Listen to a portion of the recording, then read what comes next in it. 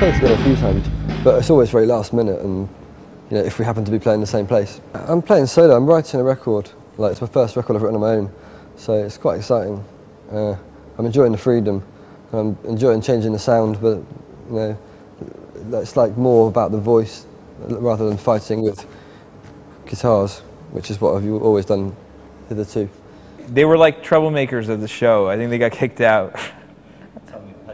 Yeah, they got kicked out of the show. I just think a bunch of probably corporate execs, high-paying people. I don't know. I mean, it is funny because like it's actually not what a night with me and Carl's like anyway. You know what I mean? Like me and Carl's nights are totally different than that. So it's really just a lie. I mean, you know, it's nothing like what we do when we hang out. It's funny you should say that. I spent so long thinking about reinventing myself that it always sounded the same. And I think like now I'm letting go, you know, I think time does the reinvention for you. You just write from where you're at, you know, and it's going to change. Trying to reinvent yourself is like, it's really sort of coaxing catastrophe. I see it as like a sister city in a funny way to London. But I mean, but in London no one can understand me, and in Paris I can't understand anybody else. And I came to Paris and they gave me some free shoes. So I mean, what can I say? I thought I'd get free shoes when I get back to London. So that's a good thing. Yeah. No, I love Paris. It's always seemed really, really a natural place for me to be. I feel like I know it, even though I don't. But yeah, I feel safe here and yeah, pretty peaceful. Oh, what do you mean? I mean, if you're talking about art scenes and shit, I don't know.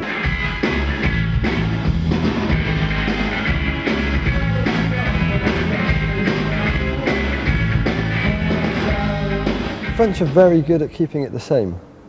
Like, I don't know if that comes from a fear or anything, but you know, you still walk into a hotel lobby here and you've got a Serge Gainsbourg picture, you know, coffee table book, and that can't have changed for about 30 years. It's very strange. But we don't really do that in England. If we do that in England, it's not cool. Whereas in Paris, it seems to be, it's Serge, of course it's cool. I mean, I wish I could rehearse all night because we just started playing and I realized we're terrible. I mean, like we haven't. The problem is that we haven't practiced enough. But the French always want to keep it French. That's why you only allow a certain amount of international radio play and that sort of thing. Yeah. But, I mean, it's interesting seeing the French perceptions of everything. In a way, it's similar to London and the whole sister city thing, because you've got, like, the different areas, like London's Shoreditch, you know, you've got your French Shoreditch.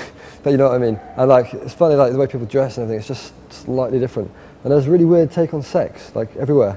There seems to be this really sort of, like in the hotel room I'm staying in, there's like these weird Polaroids of like just sort of really pasty sex pictures.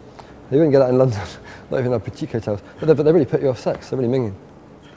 Carl's like, he's kind of fancy and mumbly, and he's kind of like a fancy mumbling